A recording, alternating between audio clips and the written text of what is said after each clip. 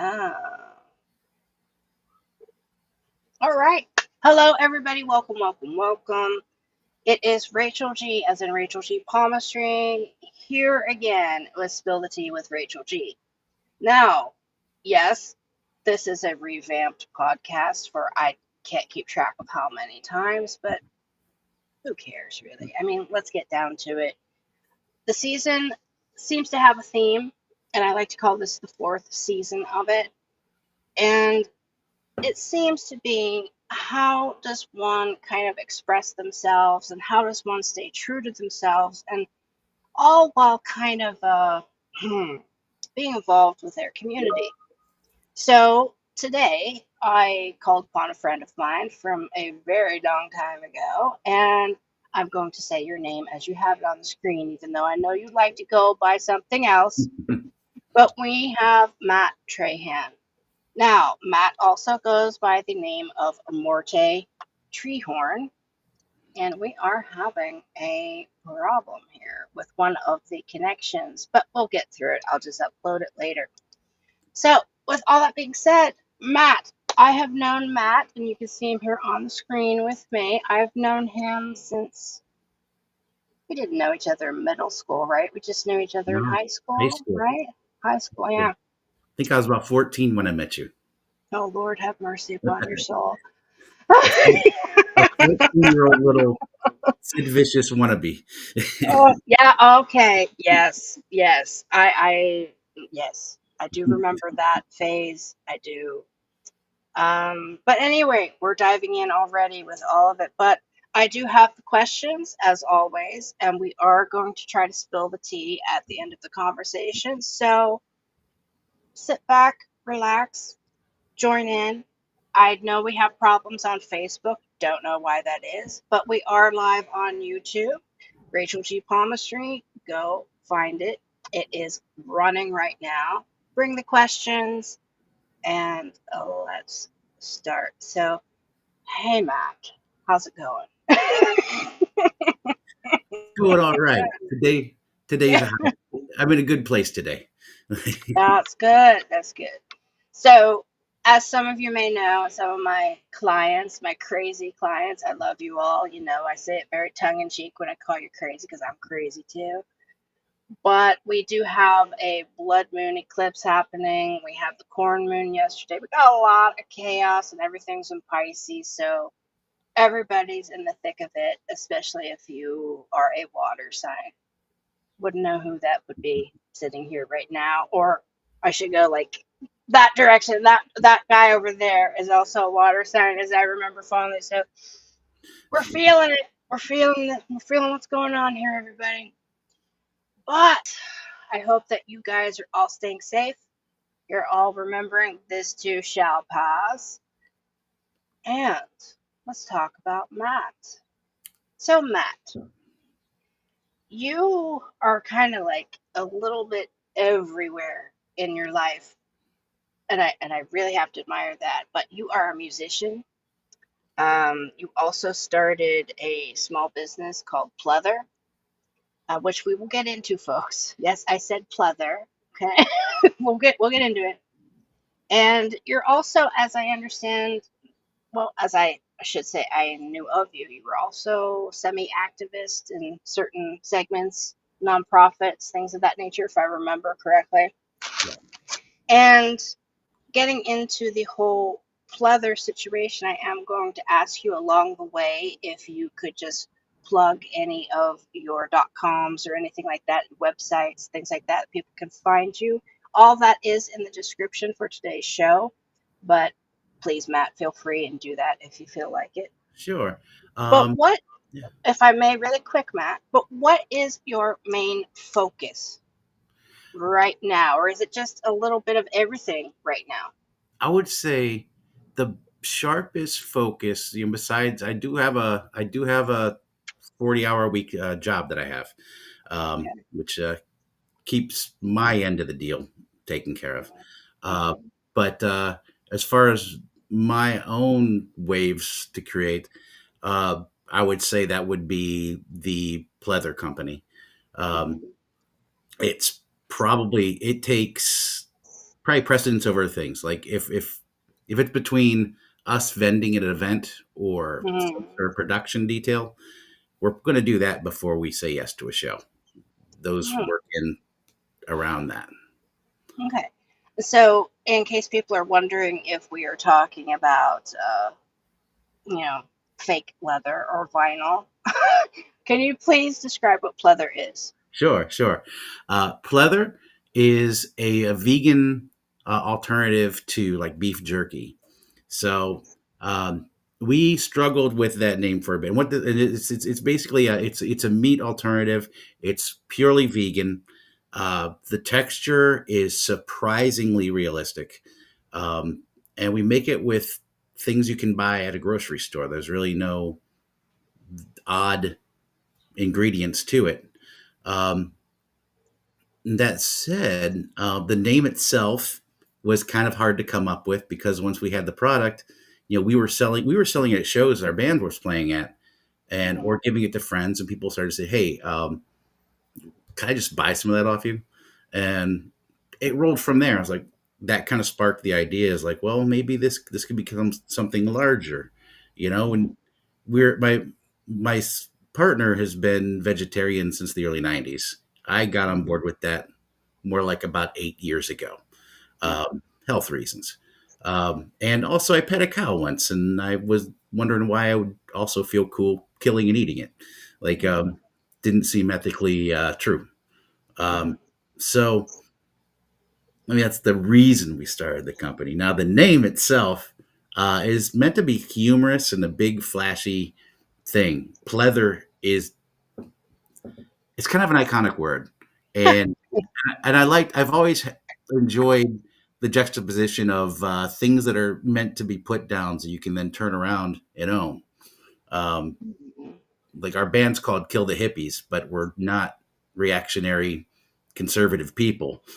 We Okay. just think it's funny to call ourselves that. Like, Mhm. so my partner came up with the name. The name it was going to be before that was going to be it was some clunky title like it was um, imitation of human meat product was going to be what it was called.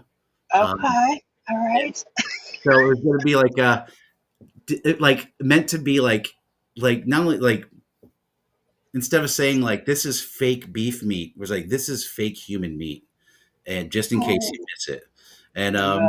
so I thought we thought it'd be pretty edgy, but like I think if we're really going to be serious and go through with it more, I think we might release something like that on Halloween once we get the time to do it. Maybe Mhm. around a time where people are more into things like that. But we had a whole line. It was around the time. It was just after the whole mortgage meltdown. So we had Mhm. flavors. We were tossing around like mortgage banker flavor or Mhm. things like that. Just Mhm. which I still kind of chuckle at. But Mhm. Just kind of to keep up with what was going on within society at the yeah, time, right? kind of, yeah. Just to keep So it relevant, socially relevant, kind of like intriguing all at the same time and meaningful. yeah, Also, in some odd way, um, very thought provoking and could bring up potential for discussions about socially relevant things that were going on at the time. yeah. So, Thanks. kudos to you for that. But what is it? Like, what is it made out of? What makes it Good different question. than, yeah. It is actually it's made out of seitan, which is you can make it yourself from scratch by like washing bran out of wheat, which we used to do until we discovered that you could just buy pure vital wheat gluten flour at the grocery store. So it's something we'd been making for ourselves to cook with for a while. And I would say if someone has celiac disease, definitely stay away from our product. It's kryptonite. but but if you don't and you don't have an issue with it, it's a super high protein. Um, like I could call it a meat alternative, but it really is. It really just stands on its own as its own substance. It was Mm-hmm. little background, a little nerdy, but it was actually created in China by I think Buddhist monks, um, but around 1,000 years ago. As part of like Zen hospitality food. Um, Mm-hmm. and I first tried it at a Thai restaurant. in California in like 1995, Mm-hmm. and we got it. They said, they called it mock duck, and I just remember getting it, and we were both like eating it and like asking the waiters, like, "Are you sure we didn't mess this up?" And it's like the guys laugh. It's like, "No, that's what it is." Like, Right. so I've been intrigued with it for a long time. Uh, the first time I ever made it was a joke. Like we were making gyros out of Mm-hmm. it, and I was slicing some up, and I was like, I loved when I ate meat. I loved getting like the worst mummified raw cow that was in the jar, you know, with dust on the Mm-hmm. jar. It's my favorite one because you could just you shoot it and shoot it and shoot it. Great way if you got ticks, it's a nice way to just sit there and do some. Um, anyhow, so I threw together a little batch. I thought it would not work at all because obviously it's not meat, and it kind of worked. So I just went from there. Hmm. And how many flavors of it do you have right now? We have four flavors. Um, it's like black pepper, which is like your classic kind of Mm-hmm. jerky flavor. Red pepper bourbon barbecue, which is like a sweet, kind of very complex barbecue flavor. Mm-hmm. Low heat. Ginger sesame because people kept asking us for a Is that like teriyaki. a teriyaki, right? Like Yeah, teriyaki? Mm-hmm. teriyaki with a little hint of just a little ghost hint of the black sesame oil, and Mm-hmm. our latest one is tequila lime, which Nice. if you ever had like tahine or something on your food, Mm-hmm. like chili lime spice, and that's the whole Mm-hmm. idea there. Oh, wow. And where can people find it? Our website, which is www. I don't know if you use the W's anymore. Not really. pleathervegansnacks.com. And it's Okay. also on Amazon, but I think you'll save money if you go to our website because Amazon tax a lot of fees on. They really do. Yeah. They do. I know a lot of people that sell on Amazon, and they all say the same thing. But Yeah. neither here nor there. Jeff Bezos, don't come for us. Okay. Anyway. All right. So let's talk about the music aspect of things. So you have been in Kill the Hippies for ages, right? Since 1993. That's to most That's ages. people. That's ages. It hurts me to say that, but yeah, that's Our, ages now. I, Goodness gracious. I think, I don't even know if our current drummer was born yet when we started. That's crazy. Yeah. That's really literally crazy. Oh, so what other musical projects do you have going on right I play bass in a band called Pig Rides, which now? is more of a traditional, uh, to say traditional hardcore band is kind of weird to say because they do get a little weird. Our guitar players definitely gets weird. Um, but it's fun because it's a style of music I started off playing, um, Mm-hmm. and it's fun to play bass. It was my first instrument, and it's funny because it's the first bass I ever had. Um, had a friend redo it, and it's this cheap PV bass, and I love it. It's fun to just not have to sing and play an Mm-hmm. instrument and just jump around and have a good time. Um, they're people I love hanging out with, so that's great. Um, my partner and I have another side project called Meanderthal, which Mm-hmm. is kind of a doomy, very dark. All it is, it's just bass and my drum set. Melissa plays bass through like this mega amounts of distortion. We crank the whatever we mostly play places that just have a vocal PA, but we just crank the reverb all the way. And my drum set is just three large toms with two big cymbals. So everything's like boom, boom, boom, boom, boom. Like it's kind of like. Do you ever see the first Conan movie? Yes, unfortunately. Okay. I know you like it. I know it's like, But we're ah, like road warrior film, so something between like a band that would exist in a world where those two places collided, um, but like very electric, but also very like very primal. So so leads to a question here. So if you have all of that, and that's very the frequency, the sound frequency, and everything, it's, how are you preserving your hearing?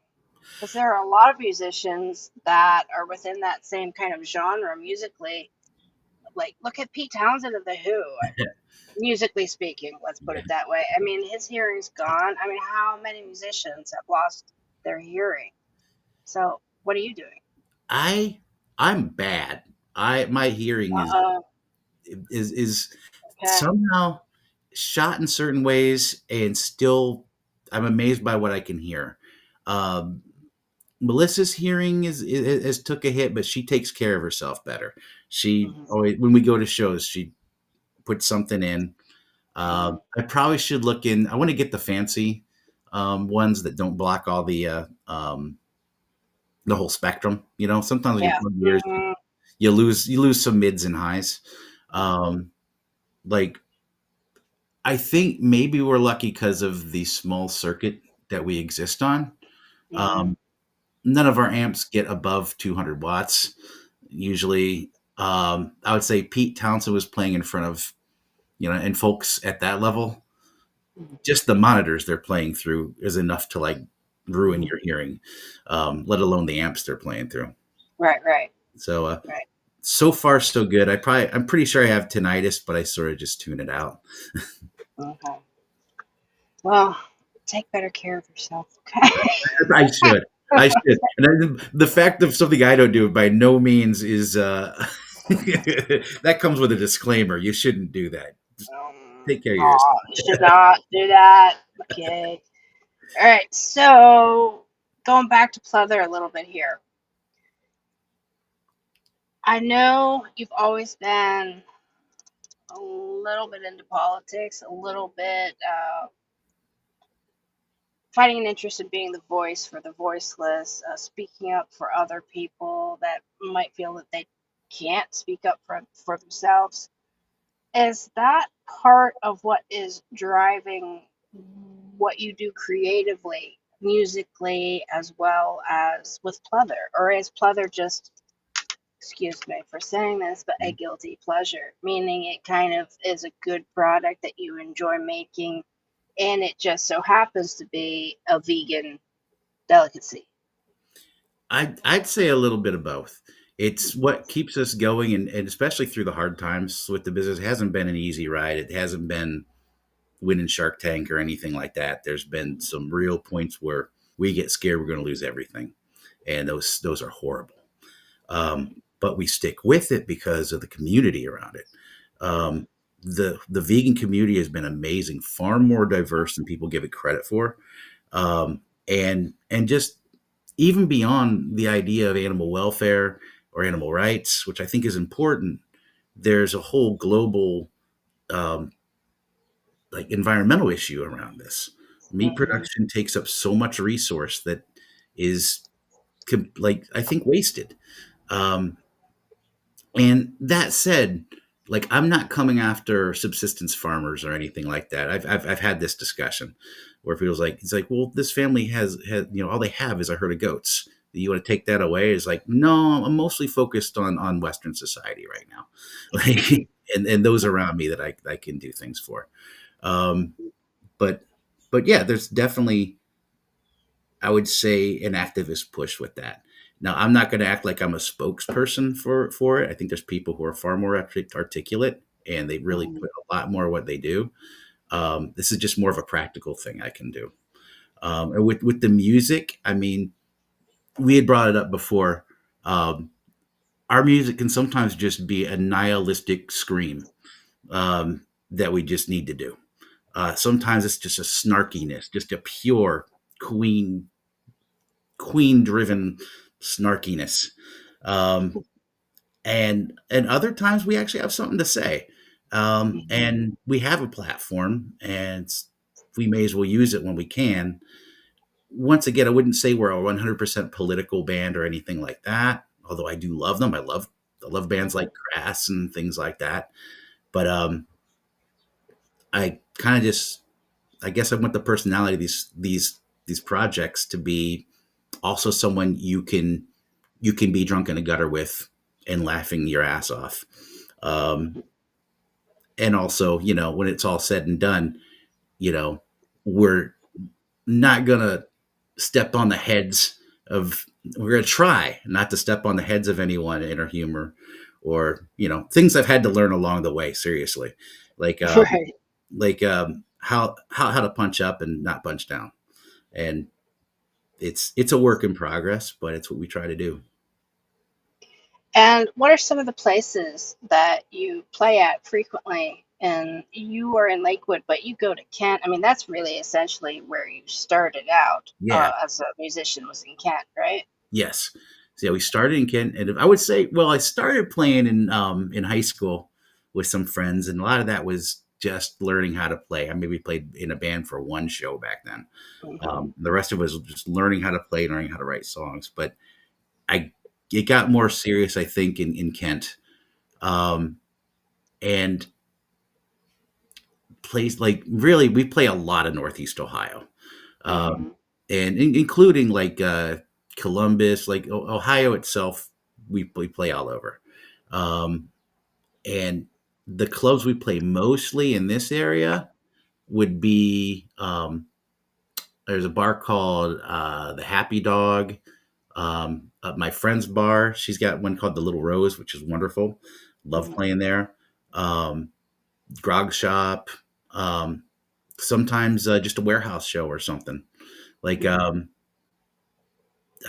like in Youngstown, West Side Bowl Open. We like playing there. Mahoning Avenue. Hmm. Yeah, yeah. So Yes. All right. And side note, everybody, I know this is a show for Matt today, but I'm going to be at Emoween. oh yeah. I'm going to be at Emoween doing readings for everybody. And I can't even remember when that is at the moment. It is October something. I can't. I think it's like the 25th or something like that. Where's that at? Yes, October 25th. At Westside Bowl. Oh, right on. Yeah, yeah. I'm gonna be doing readings, palmistry, tarot, the weirdness that is me, quick Mhm. readings, from 8 o'clock until like 1 o'clock, 8 p.m. to 1 o'clock in the morning. Yeah. Come find me. Okay, do myself a plug there. So, talking about how you started off at Kent, you've mentioned your partner a couple times, Mhm. Melissa. Melissa plays bass in Kill the Hippies, Mhm. correct? And Yeah. we were talking about that. So, is she a part of any of the other music projects that you have going on, or just Kill the Hippies right now? Kill the Hippies and Neanderthal Okay. are her main Yeah, ones. I apologize. I forgot about the Mhm. Neanderthal aspect of it and those basses and Mhm. the sound of it comparison to Conan. Now, with And Kill the Hippies, go ahead. I'm sorry. I would also say she's 100% owner of Pleather, and Okay. basically, I think he's taking the most chances with it because All right. that's her full time gig. Like so, All right. always want to make sure Kudos everyone to her. knows. Kudos to her. I mean, Yeah. so with Kill the Hippies, we're gonna focus on that a little bit here again. You said, and I quote, you sent me quite a few emails. Not a lot, everybody, but just like three or four. That you were never 100% nihilist, and that you sang about things like nuclear disarmament and workers' rights. So we kind of hit on how with Pleather you will focus on topics of social relevance to like be very tongue in cheek and thought provoking with the different names of the flavors and things of that nature. But are you still focusing on that in the music as well, or are you more so focusing on Pleather because of its impact within the vegan community? Because the vegan community is, I have to admit, I have experienced it just a smidge, and it is so welcoming. It is so that everybody within the vegan community seems to look out for each other and do self like promotion of everybody. It's like a huge big group that just keeps expanding, and more people need to get involved in it. There aren't enough people involved in veganism, in my opinion. But are you focusing more with pleather with that, or how do you embrace that social relevance within the music? I mean, you do have these side projects, as you said, and you are kind of taking a back seat with the current one, which is the pig. Excuse my French, my brain here. Pig brides, right? Is that the name Yeah, of that?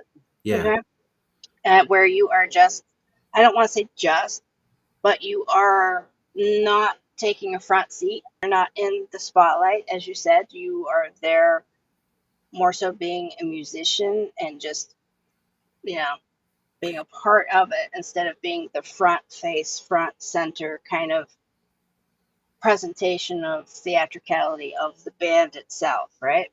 yeah. So, how do you balance all of that with so many years within Kill the Hippies?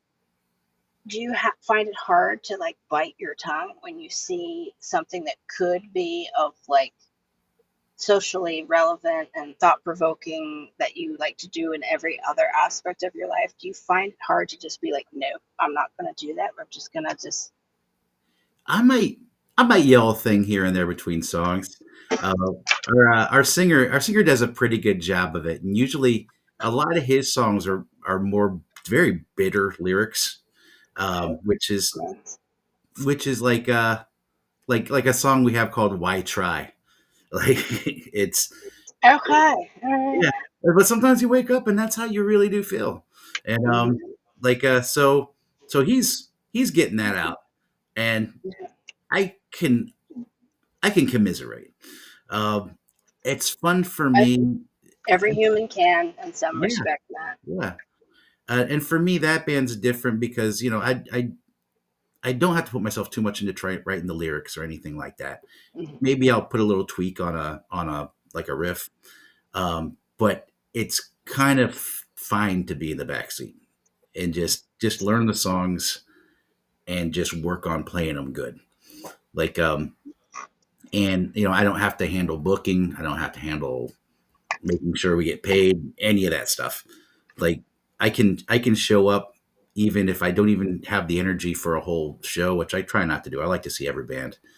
That's one of the main ways I even learn about new music is by the shows I play or attend. Um, but if it comes down to it, I can show up, play our set, and leave. If needed. So having that freedom's nice.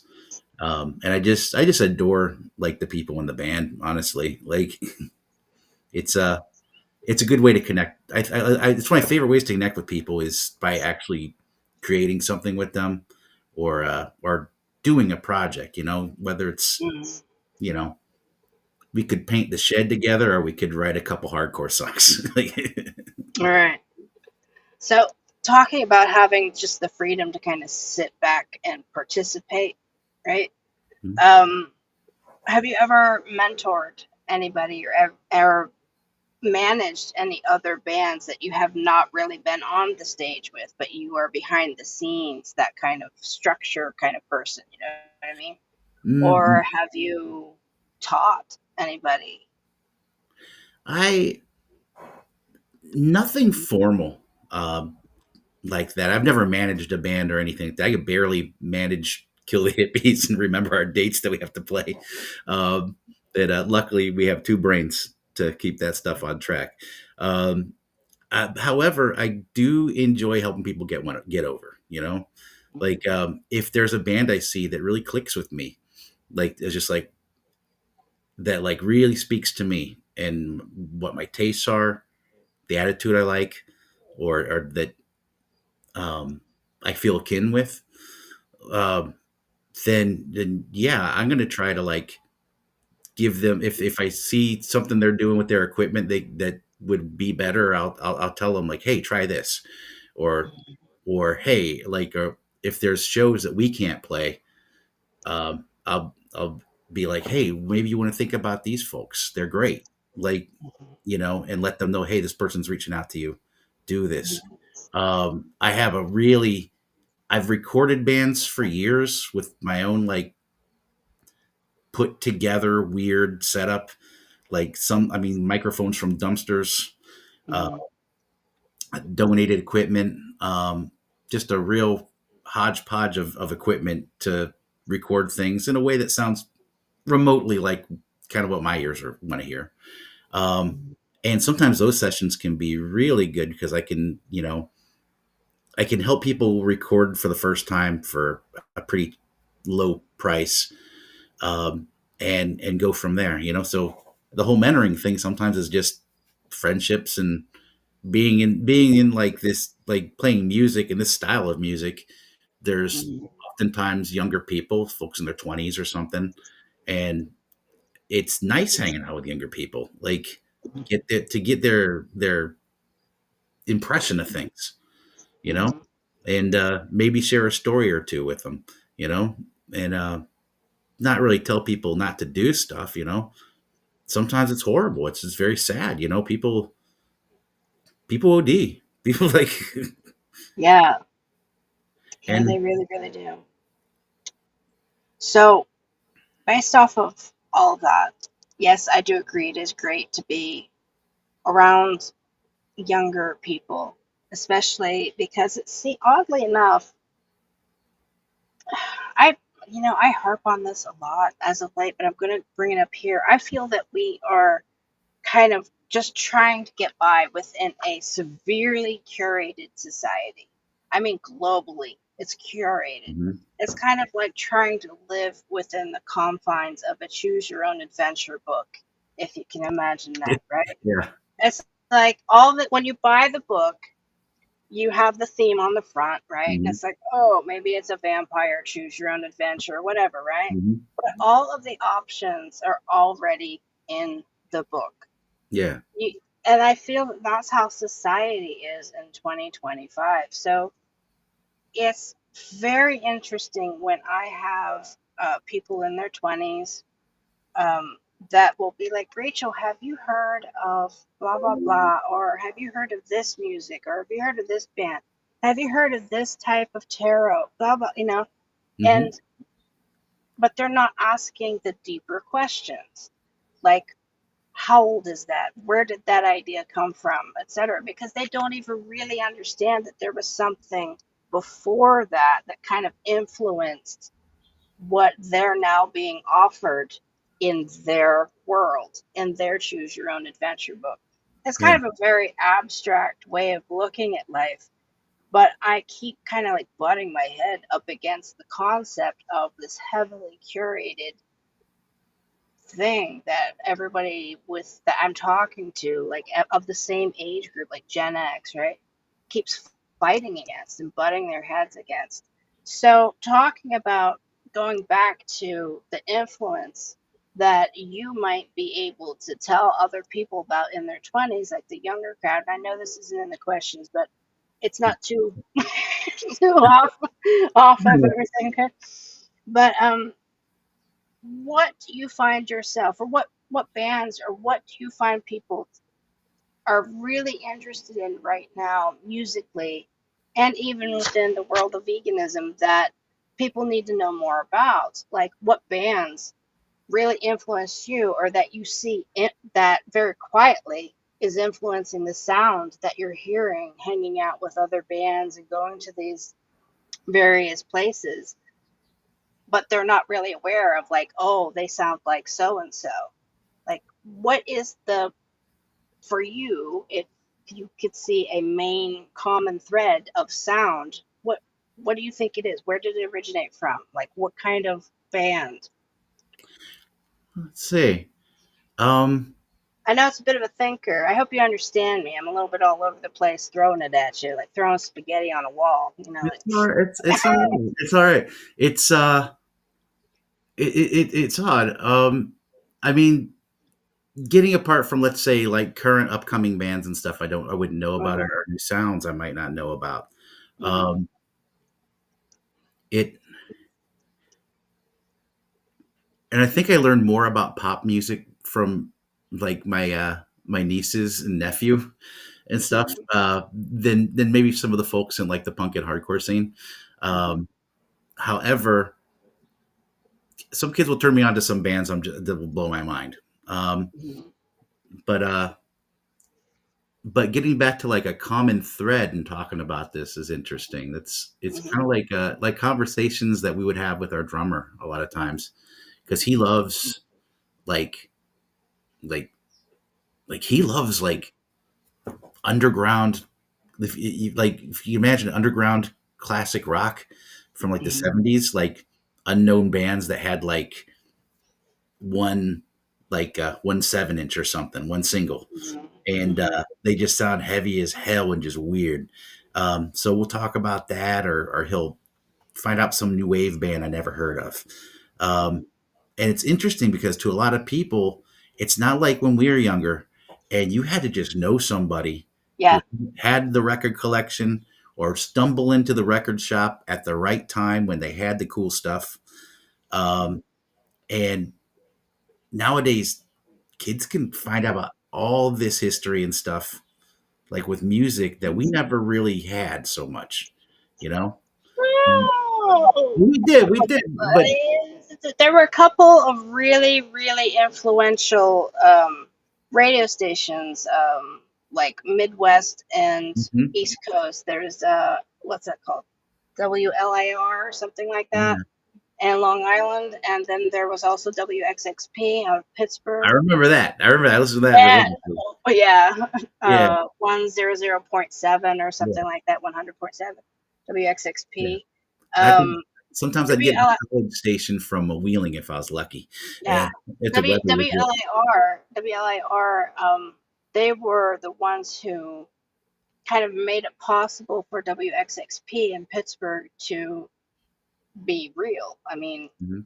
and it only lasted, WXXP only lasted a couple of years, but they have actually gone in and made different documentaries on how influential those two radio stations were in Yeah. opening up all these different genres. And we're talking about the early alternatives and goth music Mhm. and all this stuff. I mean, it's huge can of worms came Mhm. out of those two radio stations alone. And people can actually, within this documentary, can timeline frames what bands came out of what areas and what sound musically was most prevalent in those areas compared to when those radio stations were being introduced to those people at what Mhm. age. You know, there are all these different variables. And so it wasn't, for me, it wasn't just about the record store, which doesn't even really exist anymore.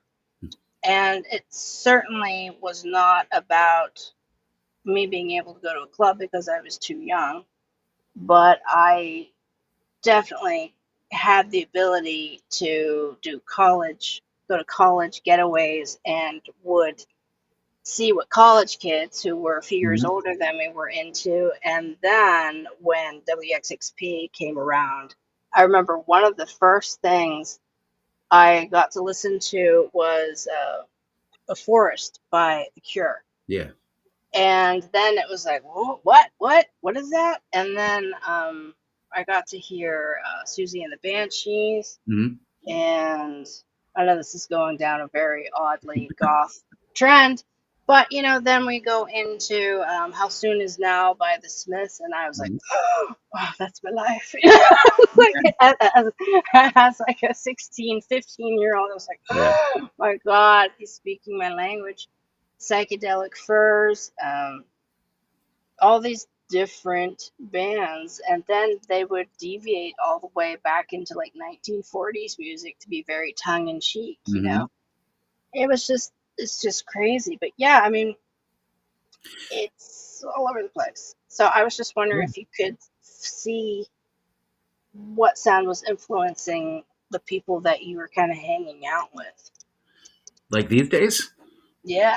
Okay. Okay. I would say it's all of that. I'm surprised by how much, and then of course I live in a city that has like 3 college radio stations that have been around for like years.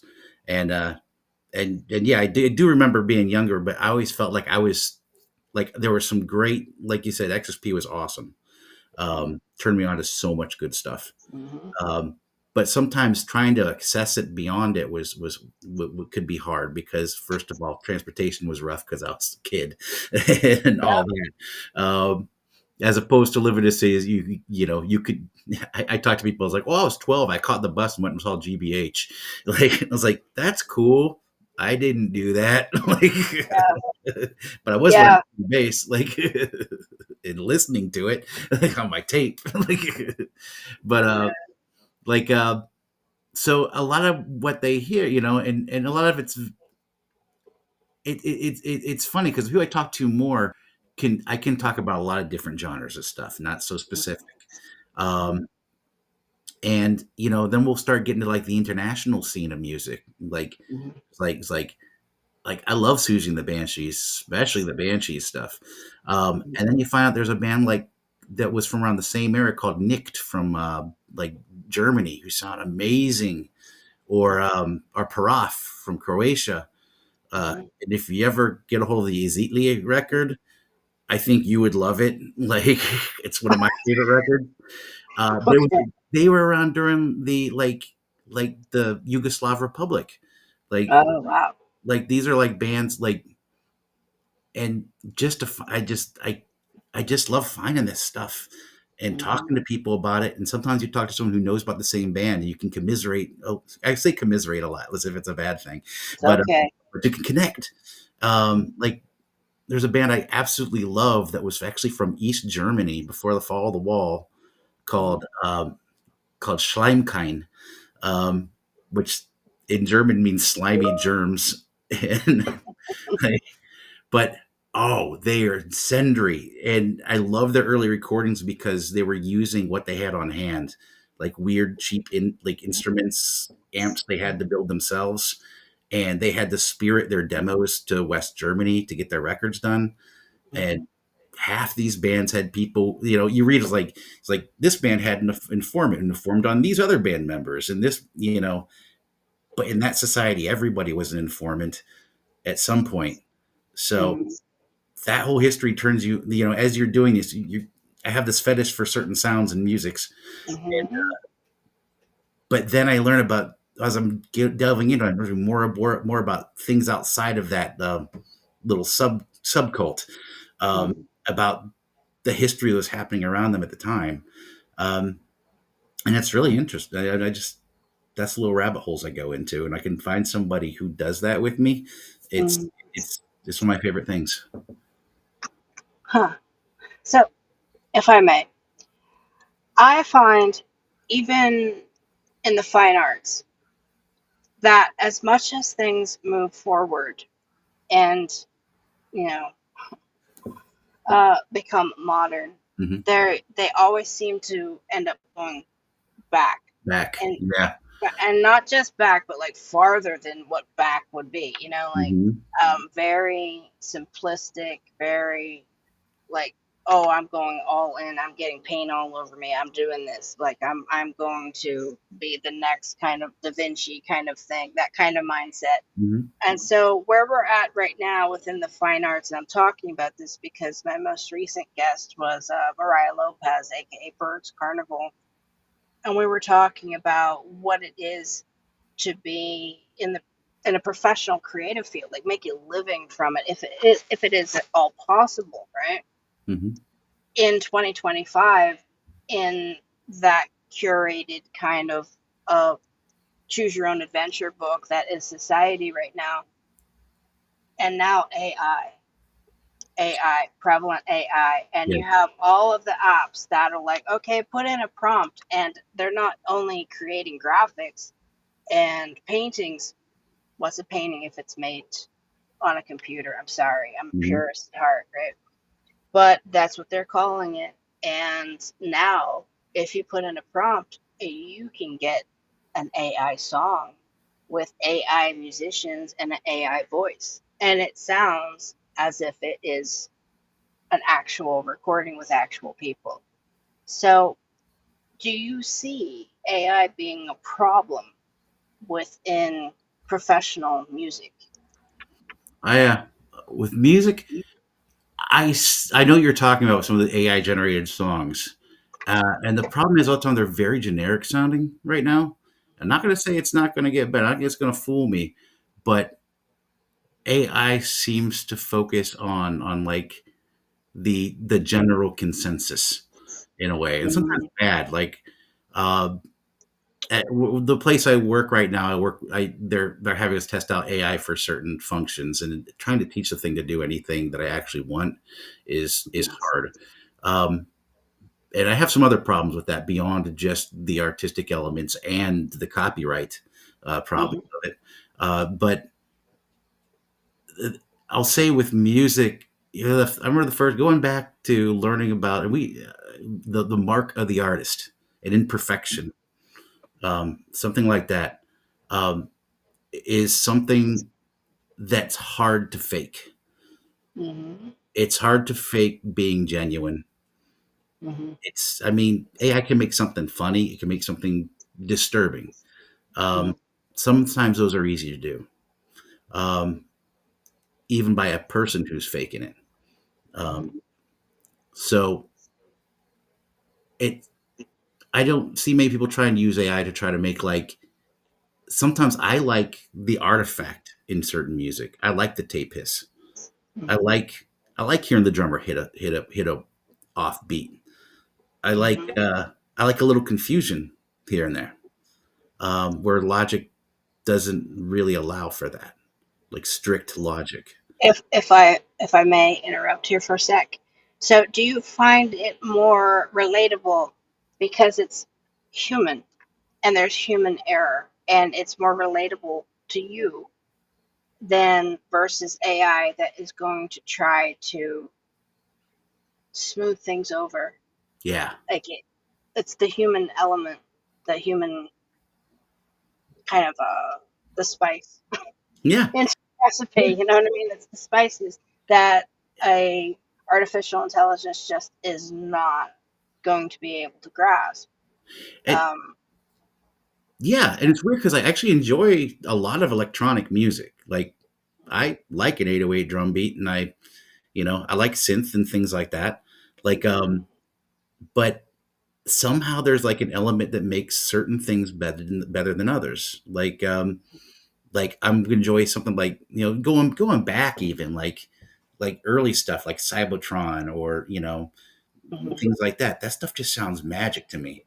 Um, and I don't know what it is about it. I really don't have the vocabulary to say why I like this better than some other things. And it's hard for me to talk about the things I don't like because I tend not to even think about them. Like they don't. Sometimes I'll think the people are like, I hate this. I used to be like that. I could hate something so much. Yeah, Um, me too. yeah, and so I just focus on it. I'd actually know. I could tell you right offhand at that point in my life what I hated. And when it comes to music, it's not so much. It's just an element that I hate, that I Mhm. or really just dismiss. Really, it's like I save hatred for some larger issue, like for well, I gotta say larger issues. I think expression and this is all very big, but bombs and knives and starvation sometimes trump all this. Right, right, right. uh, You really do have to pick your battles and hold on to your energy. That's what I like to tell yeah, my yeah. my clients. Hold on to your energy and pick your battles very wisely. If You something know. if something clicks, then it's far more easy to put my energy into supporting that than Mhm. to even knock something else out. Like I remember when what's that vocal effect that makes you can auto tune. Yes. Then sometimes someone will take auto tune and just break the circuits and like just do something completely ridiculous with it. And I was like, I gotta hold out for that. People said the same stuff about Kraftwerk. And when they were coming, I was like, it's stuff. Like, but there's like as far as like computer art goes, there was an artist I really liked who was my neighbor in Kent. His name was Robert Wood. And I have one of his prints. I really wish I would have got more of his paintings before he passed. But he he goes back. He was an old Kent person, went through the art program, fine arts. Like, he listened to the most avant classical stuff. He just blasted out of his apartment. He was one of the quintessential townies. I know him as Robert F. Wood, the artist now. When I first was introduced to him, he was called. Is this a PG-13 here? Can I drop an F bomb? Okay. Well, his nickname was "Fuck You, Bob," and because he had um, people thought he had Tourette's, but I think it was a little more than that. I think it might have been a lot deeper of a diagnosis. But it was something that plagued him a bit, but he still created. And I worked at like a Kinko's for a while. Like, this is like mid '90s, and he would come in and he would spend hours, like, just taking these things. And when I found out I talked to him about it. He was getting old junk computers and stuff, and then making images with them, and then just like, he called them like corruptions or distortions, where he would like then like keep making. He basically told us like, I'm breaking a machine and I'm making an image of this machine breaking. And I was like, cool. Huh, And he would like, that really is. Hmm. yeah, he would be there at the photocopier, just like working on these things, doing like what do you call it when you have like they had these machines that had like, one had a green print and one had a red print, and he would like match those up and mismatch them. And I remember having to like chase customers. It's like, that guy smells. I can't. You need to kick him out of here. And I'd be like, Aw, Bob can stay as long as he wants. He's making art. Like, yeah. um, but yeah, he one of my roommates at the time, actually the guy who plays guitar in the band Pig Rides, like, is like, oh, you ever talk to him? And I hadn't talked to him yet, and is like, oh, you should talk to him. Like, I was like, asked him why he's got that nickname, "Fuck You, Bob." Why does he do that? And I was like, you asked him that? That's a like, and he's like, but the answer was great. He's like, well, the world yells it at me all the time. I may as well yell it right back. And otherwise, the longest conversation besides art and music I had with him was like, he really liked the whole idea of like AmeriCorps and VistaCorps workers and stuff, and thought that's something the U.S. should spend more money on than the military. And I thought that was pretty cool. That is. Yeah, I'll send you a picture of one of his art pieces I Yeah, have. I really want to see it. I truly do. I truly want to see it. So, on that same vein, do you feel, looking at AI, because I have been kind of talking to my my guests about this, about AI, do you feel that the age of AI is going to kind of be the next pop art kind of Ooh, a thing? it's tough because I already see people like kind of going against it, because people will see that. And Hmm. I have seen some things here and there, and I think it's one of those things where it is a machine, it is a medium, and if you look at it as another type of paint, another type of canvas, Hmm. and you actually put work in it to do something, I've seen some very odd things happen. I don't. Or even a different type of instrument, not just canvas and paint. Yeah, You yeah. know, And I think but to make something good, it's going to take some work on the part of the person trying to get this logical dummy to do something. Like, that said, it may be the point where I'm peeling off from it, because I don't think it's going away.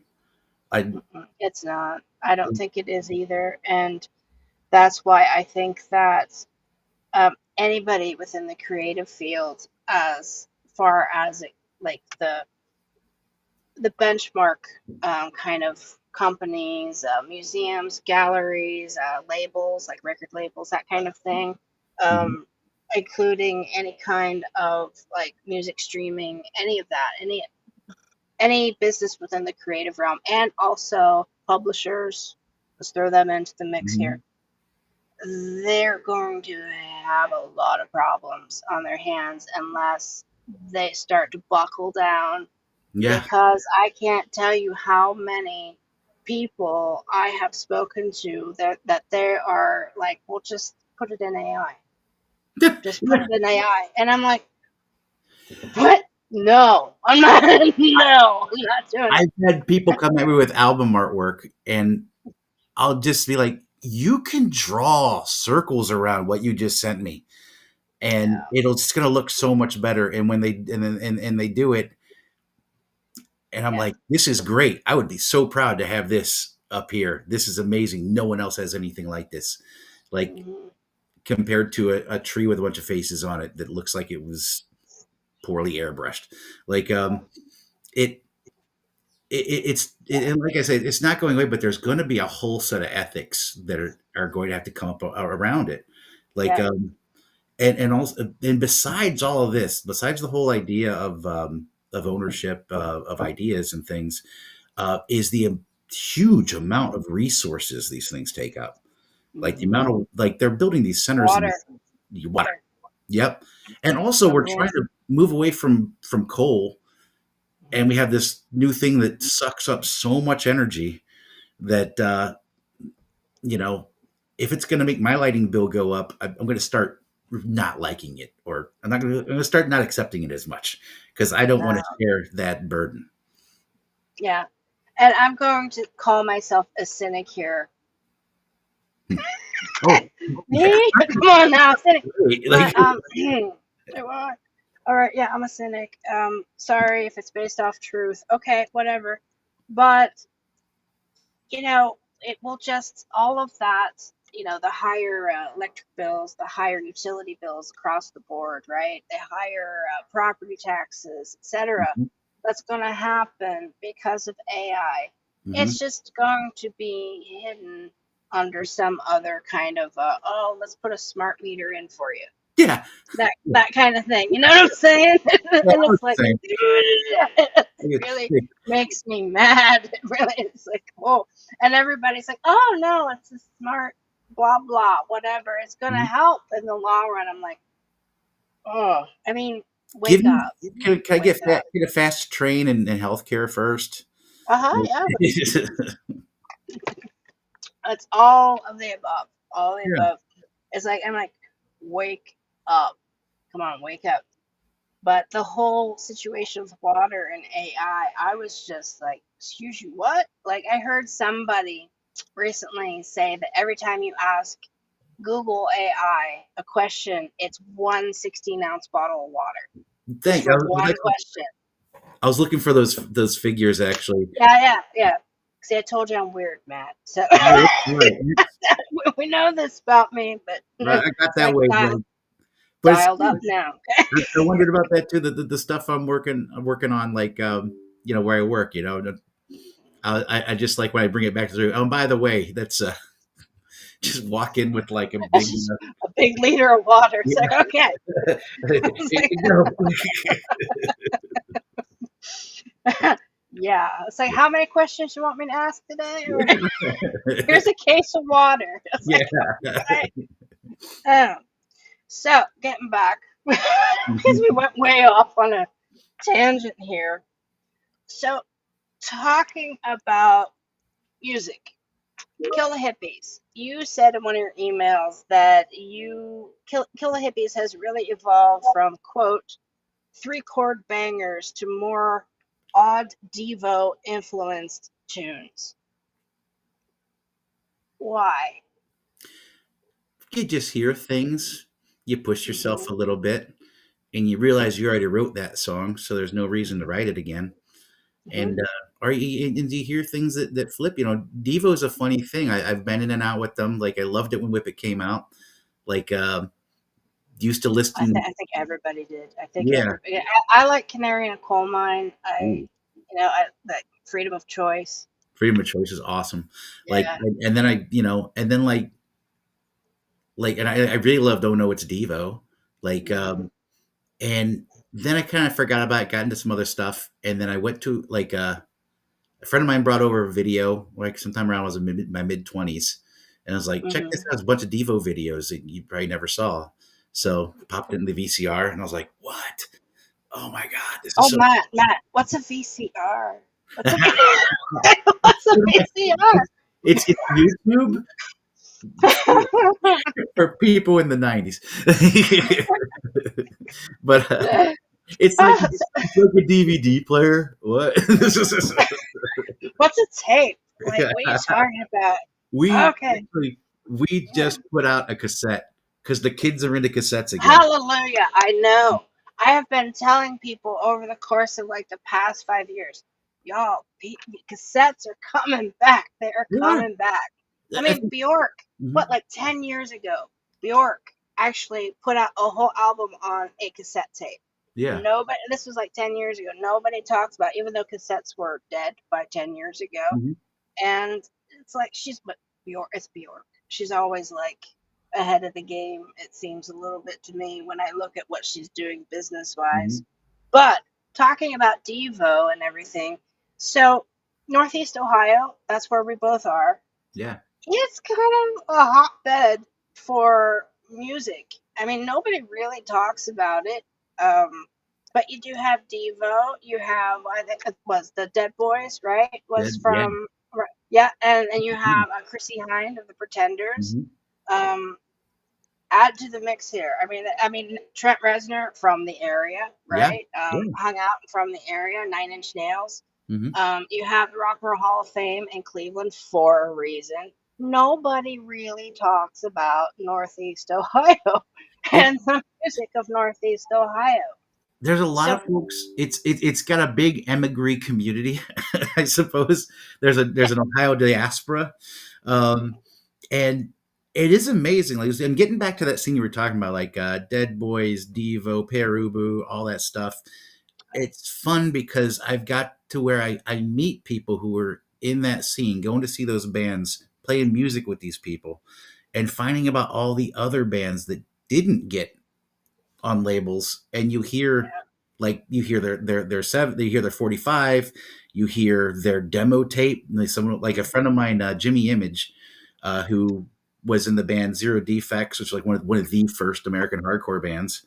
Um, was also in V Nerves before that, like just an early, like I think like a high school dropout who was like an early progeny of punk rock. He was friends with Klaus Nomi, and oh my god. like he has pictures of himself when he was like in his late teens in New York, hanging out with Klaus Nomi and Tony Aria, and has stories about hanging out with him, putting him up when he did, for a while. Like Akron was considered, they called it the Liverpool of the Midwest, because of all these bands that were coming out. So Now, when was that? When was that term prevalent? probably late 70s, late 70s. And I think after a hardcore scene kind of coalesced after that, that is infamous in other circles. Um, Yeah. so like, but yeah, it's neat because he spans both of those. Like he's like you see him with like pics with like makeup all over, and cool handmade clothes, and then like 2 years later, she's shirtless skinhead singing, like he he was one of the first bands that wrote like 10-second songs, like, and just unabashedly noisy, Mm, and the nicest people you ever want to meet. Like, I have an interesting kind of an idea. Do you remember the flux movement in art? The flux, basically, don't come at me, Lennon Estate. Okay, don't come at me, John Lennon Estate. But like Yoko Ono okay, and, her, you walk into a gallery, it just has one word on it, a really tiny, tiny word, oh, like a ladder you climb up and it's got the word. Yeah, I love that yeah, stuff. Yeah, I love and what. and just Yeah. I mean, it was something that oh my goodness, his name is escaping me. They're doing a big documentary on him, Jeff Buckley. Okay. I know he's not from Ohio and all that, Yeah. everybody, but he was a part of the flux movement, and he Mhm. actually felt that being a part of that is actually what kind of made him embrace his voice compared to his father's voice.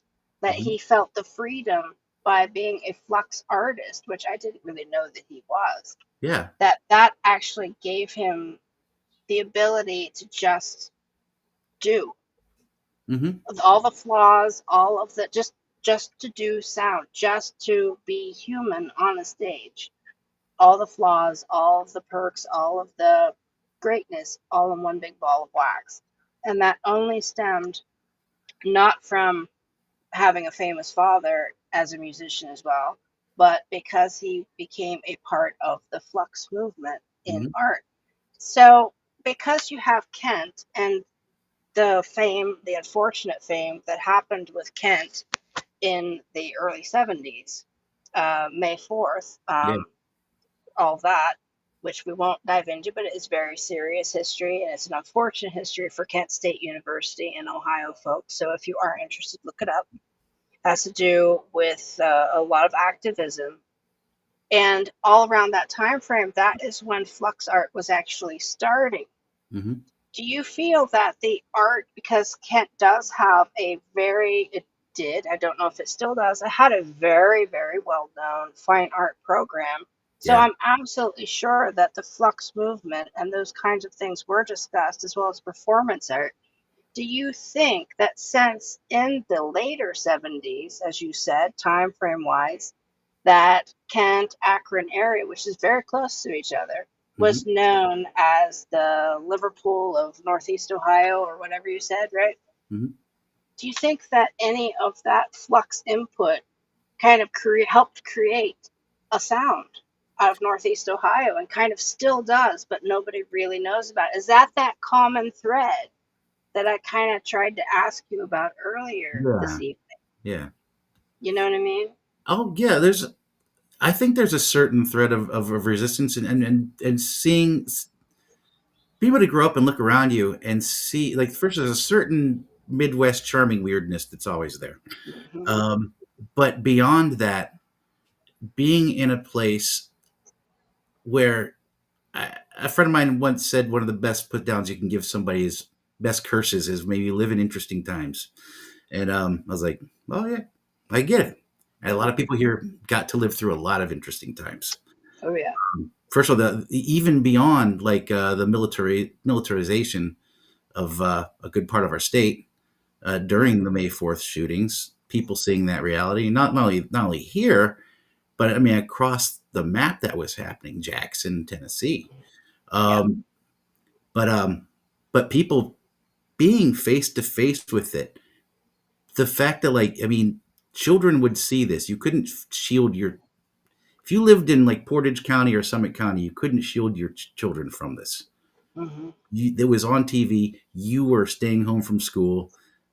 There were like jeeps with dudes in gas masks Yeah. and M16s. Mm-hmm. And when you see that, I think only a certain class feels safer. Right. Otherwise, the first thing you think is, I think, the same reaction that who's the dude who did the Night of the Living Dead films? I George Romero. Yeah, I think the same reaction George Romero had, and especially you see the crazies definitely at Coraline's. Mm-hmm. Coraline's. That's a movie. It aligns. I was like, I'll give it to you, Matt, because it sounded good. I'll give it to you. Okay. Cool, cool. But yeah, I think there is a certain not only just resistance but disgust, like Yeah. in seeing And you in that veneer. and excuse me if I'm wrong, but I've always, this is really only my opinion, a person either really likes flux art or Mhm. they just are Right. like, what the hell is this? You know, like, what is that? So I think that it really kind of blends with the experience of growing up in Northeast Ohio in a really interesting way that just kind of dawned on me while I was Mhm. talking to you today. Yeah. So, huh. All right. And I really do wonder. no, I do wonder. it's a good point. And one thing that was very sad to see in my time at Kent was the degrading that arts program, which was like the third best in the state. Hmm. And I knew people. I went there because there was a film school, Hmm. and I got to see the death of that. Um, and it was my favorite class by far. I did. I wish I would have took it a little more seriously when I took it. But Hmm. Like, but I really highly respected the program, and some of my friends actually completed it and went on to do some cool things. Um, but yeah, that it's become more and more of a business school. Like Mhm. where it used to have a very strong writing program, very strong arts program, like super strong history program. Mhm. Like their Black History department was like top notch. Mhm. Um, and but I would say people who grew up in that time, yeah, like getting back to Devo, their first show I think was in like 1974 or so. Like it was way earlier than you think it would be, and Mhm. it was pure performance art, Mhm. like almost And obnoxious performance and art. for those of you that don't really know the sound of Devo, please go and check out Devo. Um, I can't. And Devo stood for A something. de-evolution. Yeah, the evolution. So that is in and of itself is very flux. Coming up with um, breaking those words down to something Mhm. so minimal. That is a very flux kind of concept as well. So, interesting. All Yeah, right. So I digress. So, that's all right. how did you get Morte Treehorn as Morte your stage name? Well, I've tried to get different stage names that would stick for a while because I always enjoyed that. I always loved nom de plumes and alter egos for stage, whether they be and the punk music is rife with some very funny ones I always enjoyed.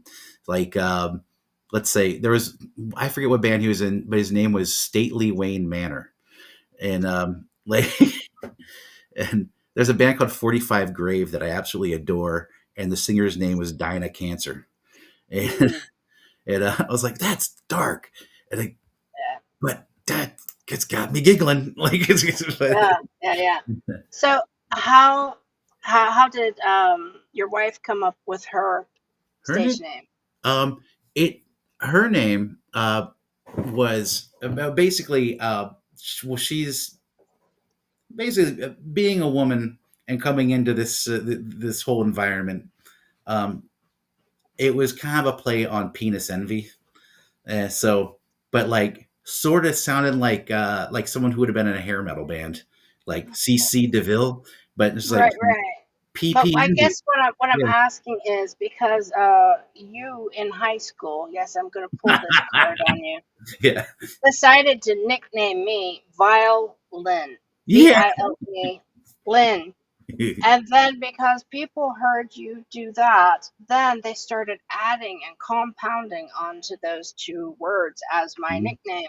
So then by the time I graduated, and if you have a 1990 yearbook from God Help Us All, Beaver Local High School, you will see that it will say part of that name under as my nickname in my photo for graduation. Now, my full name does have a bit of an expletive, so hold on to your hard hats, everybody. But it was Vile Lynn Ozone Muse Kimchi Shit Doo Doo. That was my whole because I would swear a lot, Oh and yeah. those were the words that I would use. And I knew what kimchi was, and Mhm. so I actually had some friends who would always talk about kimchi with me. And you called me Violin, and yes, the weirdness that is Rachel of Rachel G. Palmistry. I was known in high school as kind of a swami kind of a person when it came to whatever people in I don't know. Is that what is that? Lisbon, Ohio, kind of Lisbon, Calcutta, East Yeah. Liverpool, that gray zone of Columbiana County that is where that school is. Mhm. They all thought, oh, she's weird. She likes astrology and weird music, and she thinks a lot and reads Edgar Allan Poe. She's a Swami. Okay, whatever. It's not I like remember I did making so yoga, many. Yeah. but but you called me violin. So did you give her PP Envy, the name PP Envy, just like you kind of decided you were going to be more Jay Treehorn? I honestly can't remember who did. I don't Mm. want to get in trouble. I don't want because she told me you're doing this interview without me. Don't you Oh think it? crap. Okay. It was like, Wait, if she's uh, there and she's more than welcome to come on, I just Yeah, She's actually out. simple question. Oh, okay. She's finishing up at the shop and she'll be home soon. Uh, Okay. but I honestly can't remember if it was because we saw a Crass album called Penis Envy, and it, it could like some of these ideas were very late at night, very intoxicated Hmm. groups of people. So Thank you for yeah, your honesty. yeah, like I would say, Mort Treehorn comes from a nickname we had as a couple that my friend Matt Lindsay, who went by Poopy at the time, and like he started calling us Mort and Misty, and I don't know why it was like kind of like our Southern culture on the skids kind of names, like like it's like, hey there, Mort and Misty, like, Oh, so it is yeah. Morte Treehorn. I thought this whole time you had an Oh, accent grave I, on it, so it was Morte. I heard Morte that and I put an Treehorn. e at the end to make it more mysterious. Like so Morte is what it goes by. Everyone just calls me Mort because I can never every time back in high school I used to try to go by Matthew Obnoxious and that never stuck. It never It stuck. never. Like uh I had another I went by Cream Cloud for a bit. Um because I had this revelation that I'm always going against things. Now I'm going to float through things, and that was cool for a bit. But once I heard Mort Treehorn, I was like, that's just fun. It just sounds like you're saying my name funny, and I love it. And I like the little throwback to French because I love French, and Morte's fine by me. Like or you can call me Mort, you can call me Matt. I tell people you can call me whatever you want. People come up because they only saw my name on on a release, and or they saw my name on social media. And but I always tell them my real name's Matt, but you can call me whatever you want, like or make something up, like if it Just helps as you long as remember. they call you, right? Just as long as they call you. Yeah, So, what would you say your personal biggest musical influence is? Yours, right now like top three. I Yeah. actually had to write these down. It's always changing. I'll tell you this: like sometimes, and unfortunately, it's not a very none of this is very contemporary music. Uh, Oh, it's but, okay. but currently, because we're trying to write an album right now, so there's lots of Mm. stuff that kind of is stuck in my craw. I would say Bobby Socks. If you ever heard his stuff, he's got he's just some very very dark music, but with a great beat. There's a band called The Lude, which were like a late '70s band that was like in San Francisco. Um, they have a song called Magnetic Heart, which is probably I can't pay attention. If we were talking and that song came on, I could not pay attention to anything else but that song. Wow. I Mhm. love it. Uh, oh yeah, early Adamant is always like Dirk World's White Oh Sox God, era. yes, Like yes. especially if we can find a little bit of that kind of like rigid funk, is very fun. Um, there's a band from Texas called Really Red, which was it's almost like you could say they're part of the early hardcore scene, but there's so much more going on. Like I love them. I say look them up. They have a song. They have an album called "Teaching You the Fear," which is amazing. Um, like it it gets to obscure stuff. I mean, there's one band called AK-47, and I wish I could write a song that cool. It's Mhm. one of like with Black Lives Matter, we say their Mhm. names and things like that. This song was doing that about police brutality against the black community in Houston, Texas, in like Mhm. 1979, and Mhm. it's amazing. They actually got sued by the police union because of their band. Wow, um, that's really fabulous. and So I have a couple questions for you though. We're gonna stop the influences because I know you. I could go list, but I know. But my next question was about future stuff for you, right? Mhm, And yeah, I mean, we could talk about the future of your music and about Pleather, your mhm. business. But have you ever thought about you being like a very specific Northeast Ohio music historian? Have you ever thought about that I and like. being creative in doing that, to preserve the I try. facet? I try to work with folks who are doing that. The person Jimmy Image that I mentioned earlier has a thing Mm-hmm, called the Ohms Musical Society, and mm-hmm, he has this extensive archive, like demo tapes of bands who maybe existed in a dorm room in Kent in like mm-hmm, 1982, and some of it's really good. Like, and he does like radio shows and stuff. So one thing I'm doing, I try to support him because he's already doing it, and mm-hmm, with everything else going on, I feel like there's other people doing this stuff. mm-hmm, I would rather support what they're doing. Um, and I know there's people whose minds are so much more encyclopedic than how I think. mm-hmm, I just go straight into the feel of it and where I love it or not, and I'll promote it. But as far as cataloging and all that work, one, I don't have time, and two, I don't think I'd be as good at it as somebody else. Um, like there's a Well, kid. that's the creative in you. You're still creating. You still have the spark. You still have the fire in you to keep doing and keep creating. Thanks. So that's, yeah. Which, kudos again. Yeah. Kudos to you.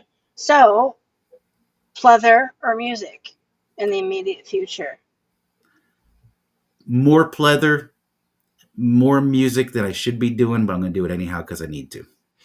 There you go. If I don't do it, it gets dark. So, Okay. And we are going to be jumping into, because we talked about AI, we talked about all that. mhm. But if there was one thing you could potentially change or have input in with today's contemporary music, what would it be? Ooh, If everybody would listen to you, like they would be like, Matt, I mean, we're talking like everybody who's anybody of contemporary music, not in any niche market. We're talking about the, God help me for saying this, top 40 crowd, the pop, mhm. the all that, that you're going to hear on regular radio, which I don't listen to anymore. Right. Well, If that's they were to be like, Matt, what's your input? What should I do? What okay. would you tell them? Contemporary stuff. Mm-hmm, I actually have two of them in different realms. Um, I absolutely like as far as music that I adore and I will go see any chance I get. I would say Sleaford Mods. I mm-hmm, love them. Got to see them at the Grog Shop a couple years ago, and I couldn't believe they came and toured. And it's okay. just very, it's just a very honest. It it's odd. It's like it's a dude with a laptop who makes beats and a guy who just writes stuff that can be very guttural, very poetic when he wants it to be. It's the delivery is so expressive, but Mm-hmm, it's not necessarily melodic. There are times where he will start singing something straight on a hook, and then he'll just go into like an angry rant, and then mm-hmm. between it, just make these noises like just to fill in the space or just to add a certain thing. It's so simple and so guttural, and yet just fills in all the space. So Sleaford. if I may interrupt, but let's say, I'm getting agita just thinking about asking this, wrenching this person's name. But let's say Taylor Swift were to just be like, "Oh, I gotta talk to Matt. I gotta figure out how to talk to Matt Trahan so I can figure out what to do with my next album." Let's say everybody like of that kind of notoriety. Mhm. What if you had their ear, right? Meaning that they listen to whatever advice you would give to them. What advice would you give to them to change, make what they're doing a little bit more socially relevant, a little bit more cutting edge? Do you think it would even be possible? It would depend on the artist, like and how interested they would even be about talking about that kind of stuff. Um, that's it. I would say it's like I can see things from how I do stuff where like I like to put a little irony in there. I like to put a little humor. I like to put a little absurdity. Um, Whereas there's some artists, funny ain't gonna work, and they're very serious. And if they are to have my ear in this this dimension, um, and I really like they're doing, I try and do it harder, like or do it, but don't get fancy. Don't listen to the money people. Don't listen to anybody who wants to smooth your edges. Anybody who wants to, unless you want to go smooth, smooth can be cool, but like sometimes studio tricks and things like that can really get in the way. I think about like some songs in the '80s where like there was a good song there, but the Mhm. sound of the snare going pew every time gets on my damn nerves. Like, Mhm. or there's some kind of like keyboard sound that doesn't even need to be there. Um, it gets for advice. It often gets very specific with me. Like, it's hard for me to go into the ether with that. Like, Mhm. that I kind of ended on the lips there, but I don't know if that answers the question so much. It does a little. That it's basically dependent on the specific artist and Mhm. whatever their sound is like, I think is what you're getting at. Yeah. But I will say that, as an example, my brain goes to Billy Corgan, lead singer of Smashing Pumpkins. Hmm. And one of his biggest arguments against the whole music industry was that they did not want his real voice. Hmm. They did not. They didn't want his real ideas. They didn't want what he wanted to create. Hmm. They saw only the potential and then allowed him to do a couple songs every album. And that was one of the main arguments behind, oh, you And know, it's insane because that's what the only reason he was there making these people money was because people liked the stuff when he was like being himself. right, right. And They that look, was his argument. yeah, And he said that, I'm going to get this wrong, so I'm just going to ask what the name of this song is by giving you some of the lyrics. But the one with despite all my rage, I'm still yeah, just a yeah, rat yeah. in a cage. He said that they didn't want like 1979. They wanted that. They were like, give me more songs like that. They wanted the anger. They wanted the Mhm. rage. They wanted the guitars. They wanted all that. They didn't want the like retrospective or that very pensive, like this is my kind of emotional Mhm. output of what my life was like. They didn't want the individual, they just wanted an overall sound Yep. that could sell. More of that, more of that, more of that until everyone gets Right. sick of it.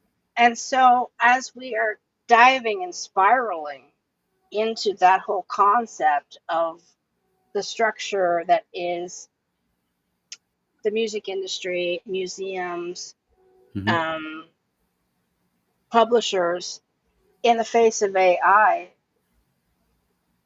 do you feel that they're going to go more AI because AI is going to provide?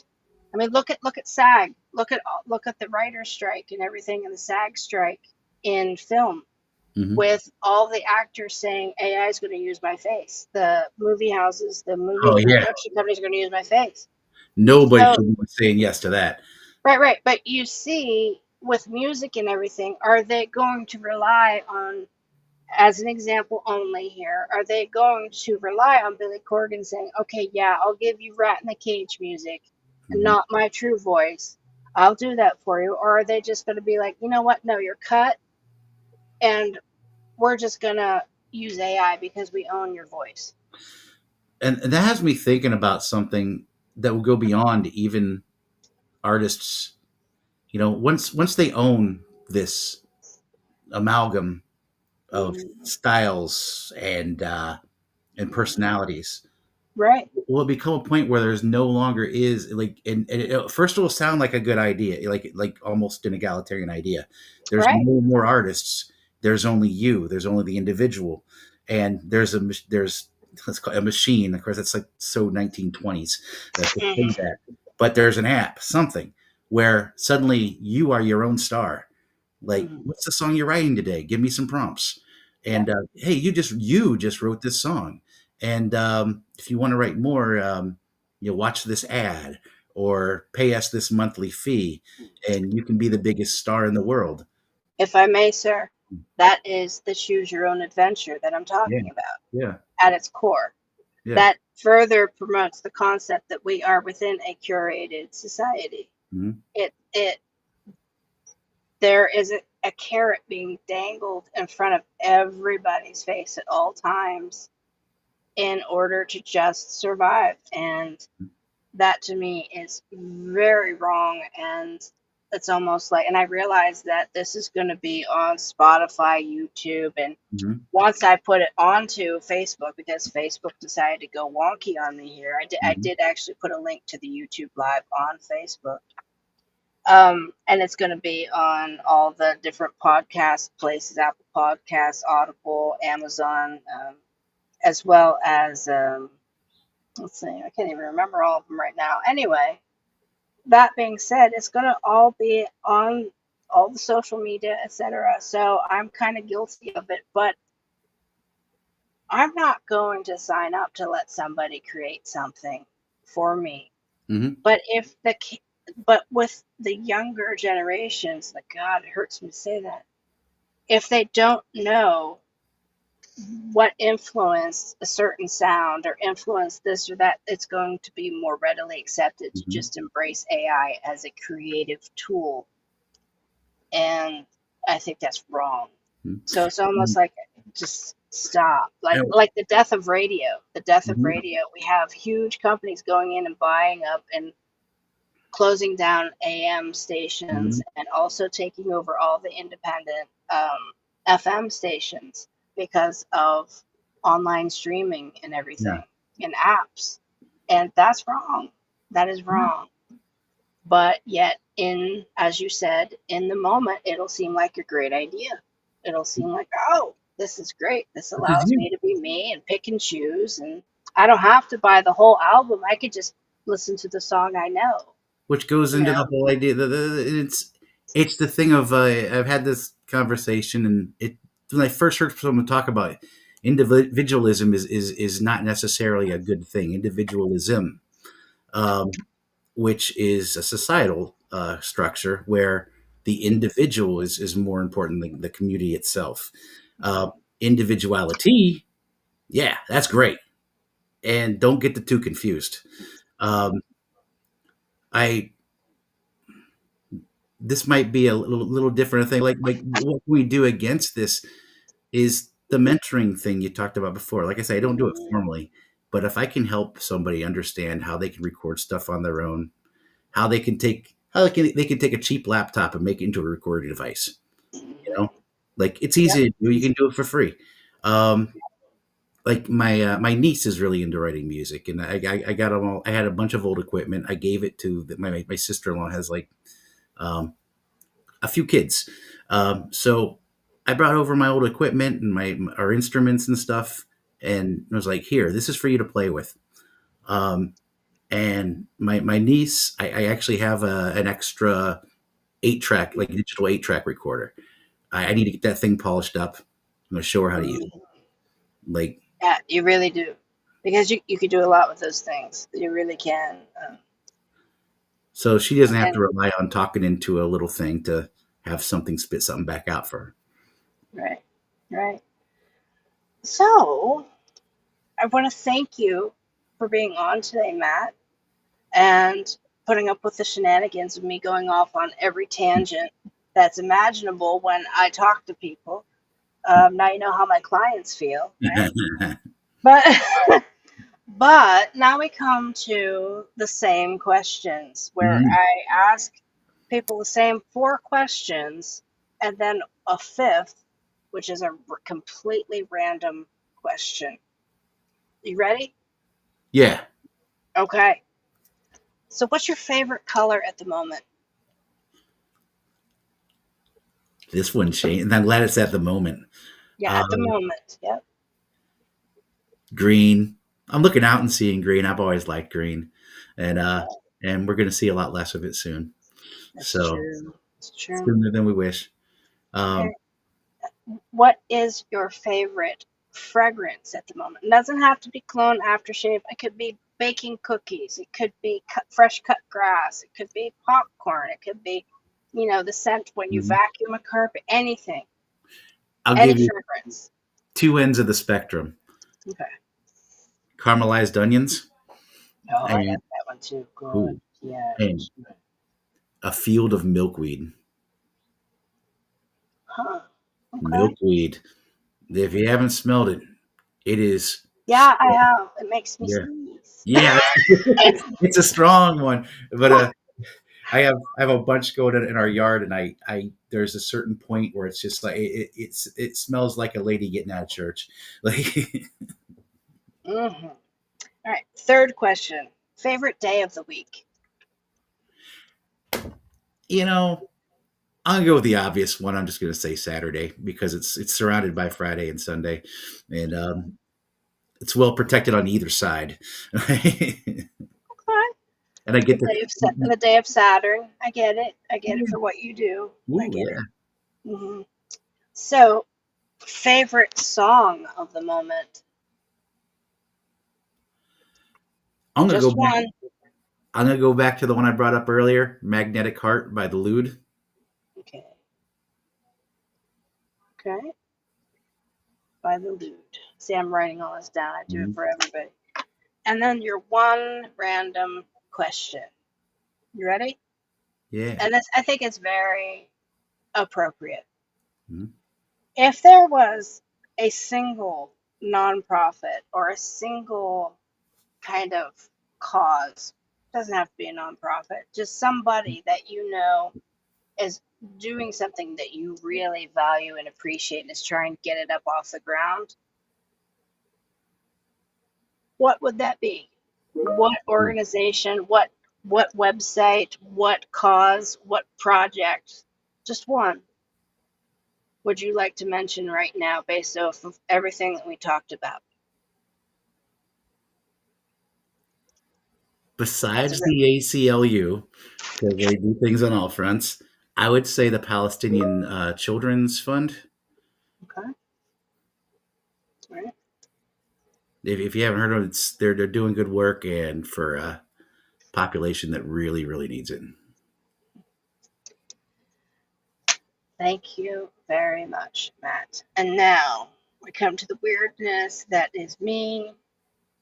Spill the tea. I did not come up with the name of this podcast. As some of you may know if you watch this, it's had many different names, and I had a few people that I know at a local library after hearing some of my life experience, which is pretty bizarre, very bizarre, but to me, it's just my life. They're like, "Oh my God, you need to have a podcast and spill the tea." And I was like, "What?" And then another one that was on the receiving end of that said, "Yeah, spill the tea with Rachel G." And I was like, "Okay, I'll do it. I'll sign me up. It I'll sounds do great. it. I'll do it." Yeah. So we now have come to a point where I ask Matt on the Spill the Tea 2025 soundtrack playlist, which can be found on Spotify. And if you don't have Spotify, you can still go to Spotify on a website. You don't have to have the app, just Google it, look it up. It will pop up and you can see all the songs on the playlist. You probably can't hear any of it, but you can see the songs. So out of 3.5 hours, maybe a little bit more than that, of music, what song would you like me to spill the tea about? I'm gonna go. I was up and down this list. Um, picked this song because it was my soundtrack around the time we met. Um, so let's go. And it's my favorite album by this band, although others would say different. White Man and Hammersmith Palais. god. Oh my god. Okay. Now, first off, if you are unfamiliar with White Man and Hammersmith Palais, let me give you a little, everybody who might be watching or listening or whatever. White Man and Hammersmith Palais is by The Clash. And Joe Strummer, lead singer, he's the one that actually wrote it. And he would perform it even toward the end of his life. God love him, rest his soul. He was a very, very well known activist as well, part of the punk movement out of England. But he unfortunately, side note here, passed away in his sleep on Christmas Eve. And he left the majority of his estate to actually planting trees, replenishing forests, and things like that across the globe. So he was a very, very good man at heart. He felt that White Man in Hammersmith Palais was the best song that he actually ever wrote, which I find interesting because I can, if I hear it, that's one of the songs for me where I will just like shut down and my brain will be like following along to his voice. It just, the guitar, everything in it is just beautiful. I just love it. But anyway, so the tea with White Man and Hammersmith Palais is that I, depends on what time of day you ask me, but I'm going to say today that I was hanging around with a Hollywood person that really liked The Clash. So this was not when you and I first met in high school. This was probably in, I'd say like 1997 is when I first met this person. And it wasn't even in the US. It was for a project that they were working on in Canada. Don't ask. It's, well, it's a very long story that involves set design for Shakespeare. And so I went to Canada and I happened to meet this person in a club. Now, was the song playing in the club, Rachel? No. However, one of the first things that we kind of met up and did outside of like when everybody was back in the States because he was not, he didn't live in Canada. He is Canadian. Didn't live in Canada at the time. He was just doing that project. We actually met up at a place in New York. Now, in New York, what was playing in the background was White Man in Hammersmith Palais. And I have to say, this was the VIP area at Webster Hall in New York City before it was turned into an event space, which is just a shame because that is where the first armory show that brought Duchamp, Nude Descending the Staircase, that is where they introduced him into New York art scene, was in that same building, and it was even known as Webster Hall back then. And so they have now gutted the building, etc. But with this particular actor, um, let's just say I got to see him with his hair down while this song was playing, while he was completely inebriated and strung out, and also leaning over the balcony with his handler trying to rein him in as he's screaming my name, hey Rachel, it's your song.